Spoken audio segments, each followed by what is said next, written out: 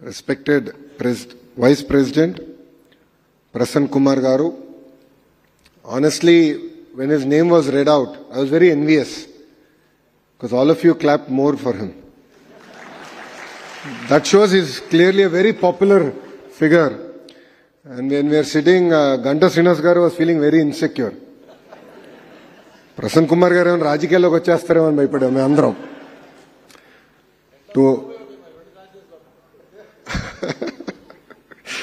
So to all the dignitaries on the dais, to fellow members of the Legislative Assembly, to the Honorable Minister, to all the professionals in front of me, a very warm welcome to Visakhapatnam. It gives me immense joy to join you here at the Ardha Samriddhi 2025. ICAI is not just about balance sheets. It's about building a balance of society.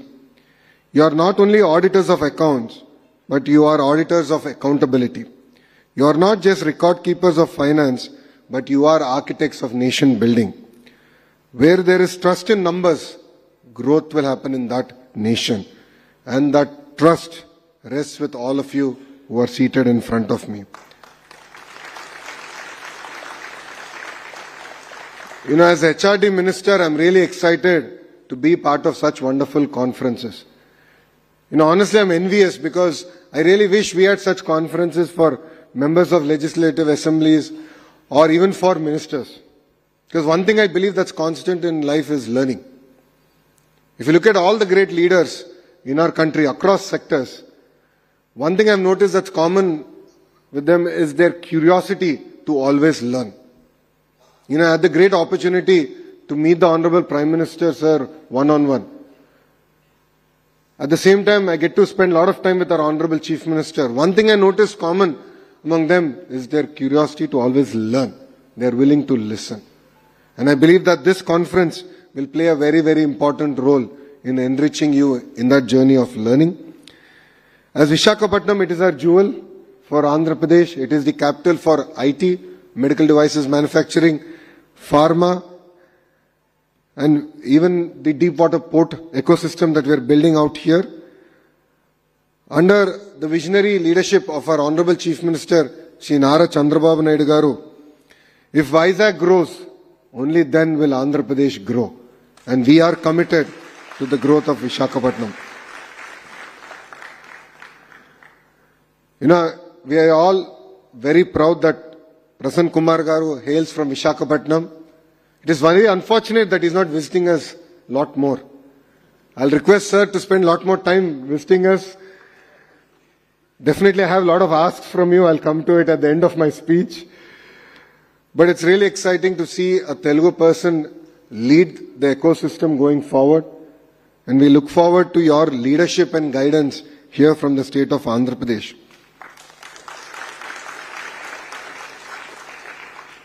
Today we are at the cusp of the next industrial revolution.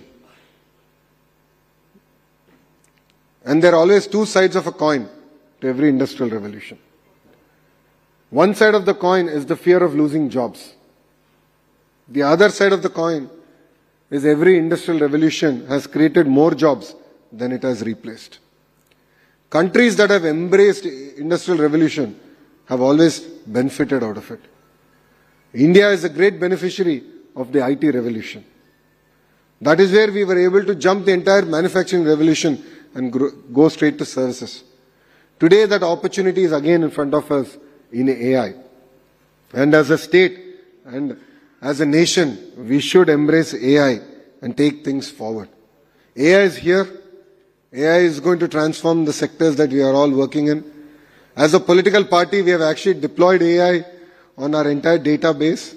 We are running AI algorithms on our library, digital library, where we want to give access to our leaders, where including press notes with proper references, with proper data sets, they will be able to generate and give it out to the media.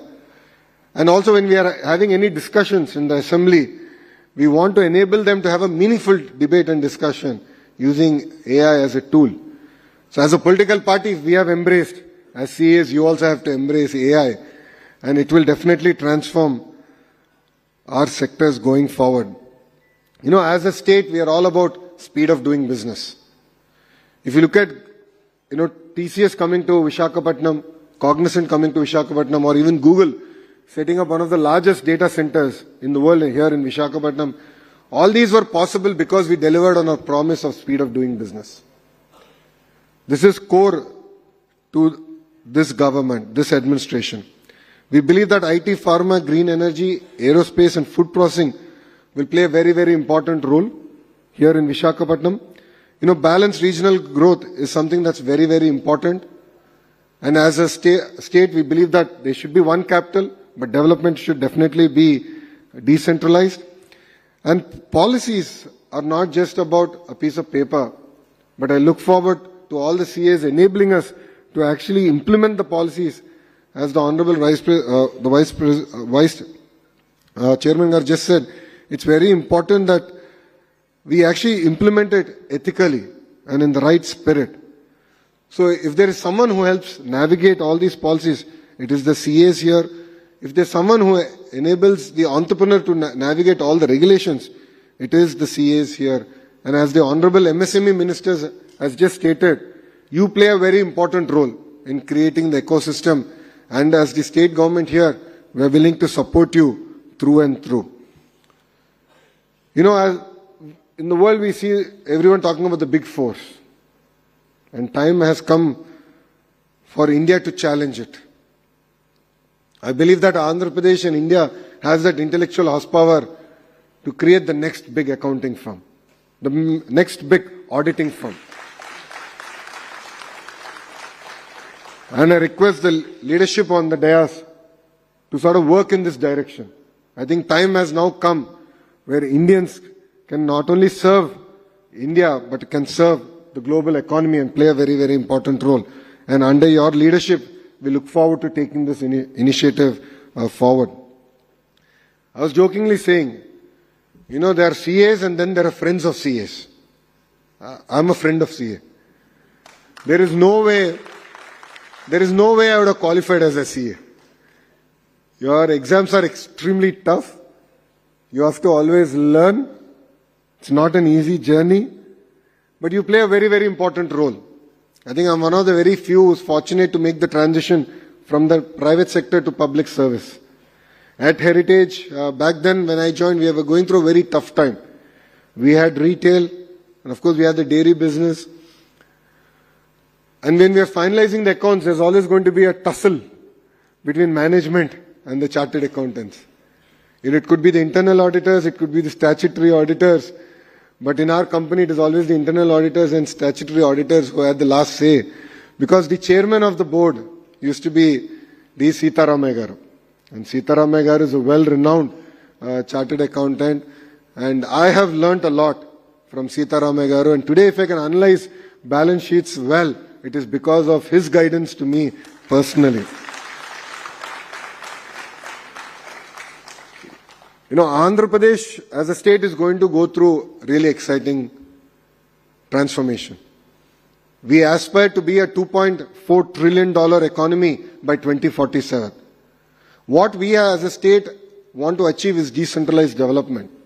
If you look at Anantapur, we want it to be the automotive capital of India.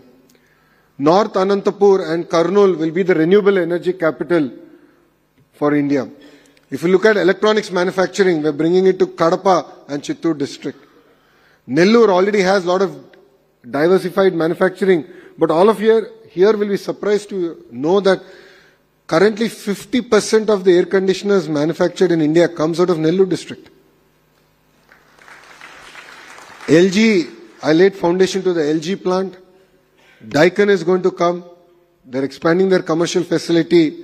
With these two, close to 70% of commercial and industrial air conditioning will actually be manufactured here in the state of Andhra Pradesh. Yesterday I was in Bombay and I got to meet the top 5 business houses. And we're working with Reliance closely to make Prakasam district the CBG, compressed biogas capital of India. So that project is also moving exceptionally fast.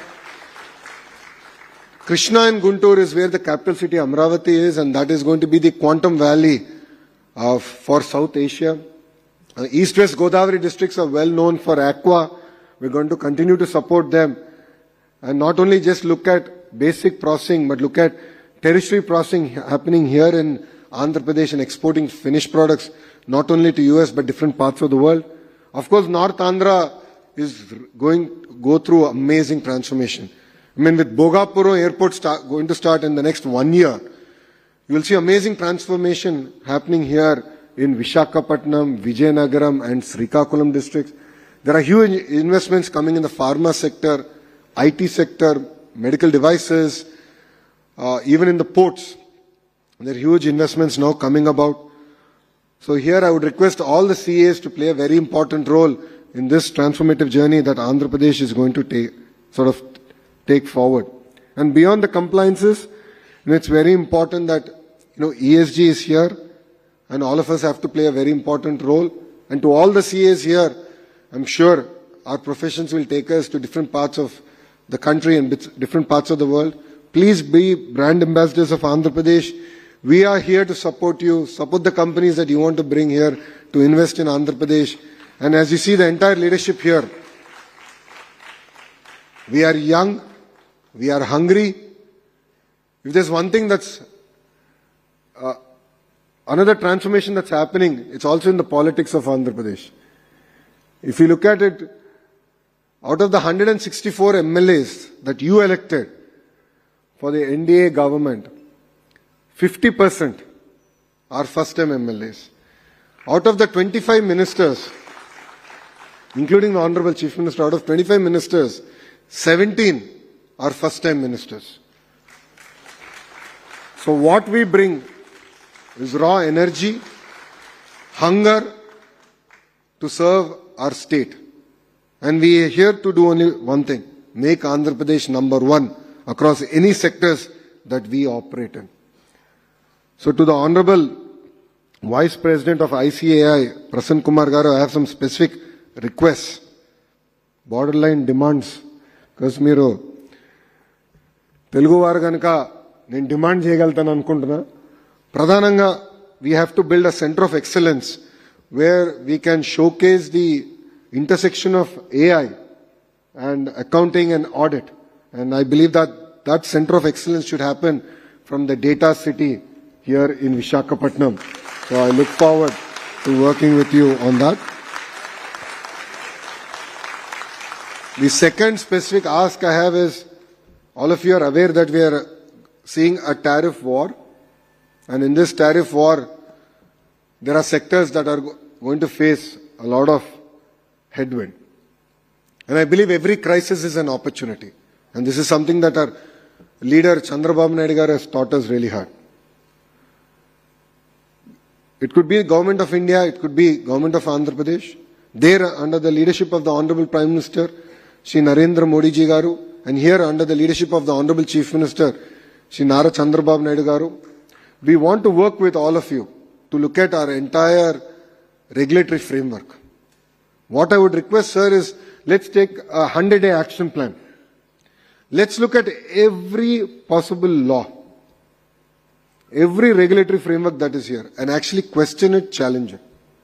If you look at it, we are the first state that has brought in labor reforms.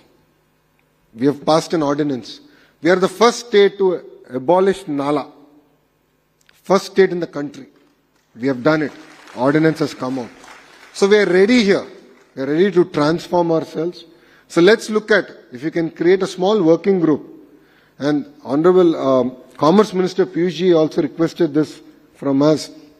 So I need your support to sort of look at every law possible, and we will give you the required AI help. So I'm working with the Tony Blair Institute to find the foremost expert in AI governance, and who can enable us to sort of look at each and every law possible and see what are those redundant frameworks that are there that enable politicians and bureaucrats to harass entrepreneurs, and we have to put a full stop to it. So I need your support, I need your guidance to do it. So it's merely not about Andhra Pradesh. I believe that this is something that India truly needs and India deserves. This crisis will give us an opportunity to push these reforms, if I may. India has always brought in reforms when we are pushed to the wall. So the economic reforms that happened in the 90s came out of crisis. And I believe we are going through another set of crises and we can bring in strong reforms. If all of us have followed the Honorable Prime Minister's speech during Independence Day, he specifically spoke about a task force. And the task force has been already constituted under the Cabinet Secretary. And the Cabinet Secretary is leading initiative at the federal level, at the central government level. But Government of India has also realized that end of the day reforms still have to be implemented at the state. There are numerous concurrent subjects. There are subjects that are more state-specific. So we look forward to working with you on transforming our entire regulatory framework. That is my second ask. And third ask is a word that we have coined, which is ease of living. So day-to-day interactions between government and the citizen should be seamless, friction-free. We are the first state that brought in 700 services on a single WhatsApp number, and we call it Manamitra. But I believe that's just the beginning. Since you interact with the entire ecosystem and you understand really where the pain points are with the state government, we would love you to constitute again a working group, if I may, and share with us saying, Lokesh, here are the 10 things, 20 things, 100 things that we need to change. And as real-time governance minister, I'm really excited to transform all that and truly deliver on the promise of ease of living. So under your leadership, I would request that all these three be delivered to the state of Andhra Pradesh. And definitely we are here to learn. We are here to learn from Punjab. We are here to learn from Gujarat. We are here to learn from even Bihar. There's nothing wrong. I have no qualms. I believe that every state has centers of excellence. Every state is trying to do something unique, something different. And I believe that we have to learn. And, in my openings remarks, I said, one thing that's constant in life is learning. So if there's something that you have seen that other states are doing well, and it's something that fits well for Andhra Pradesh, we are willing to learn, we are willing to implement it, and out of that implementation, of course, take the learnings to different parts of the country. So with this, I'd like to thank all of you for inviting me, having me here. It's really exciting to be part of this ecosystem. Just before I conclude, one thing I would request all of you here, I see a lot of youngsters here. If there's one thing that's missing these days is resilience. I'll again repeat, resilience. In our journey, in our life, we're going to have multiple turns. What's happening today is that majority of us are not having that kind of resilience. Small speed breaker, we're getting too worried. We're getting flustered. And some of them are even taking extreme steps. In the end of the day, I would request all the youngsters to have a clear goal set out in your life. Saying that, okay, 5 years from now, where do you see yourself? 10 years from now, where do you see yourself? I say this because I went through this journey. In 2019, I contested from a seat called Mangalgiri that Telugu Desam party hasn't won for almost 40 years. I think last time we won it was in 1985. So I had the audacity to think that 21 days before election, if I go there, I'll win the seat. I lost. I lost it with 5,300 votes.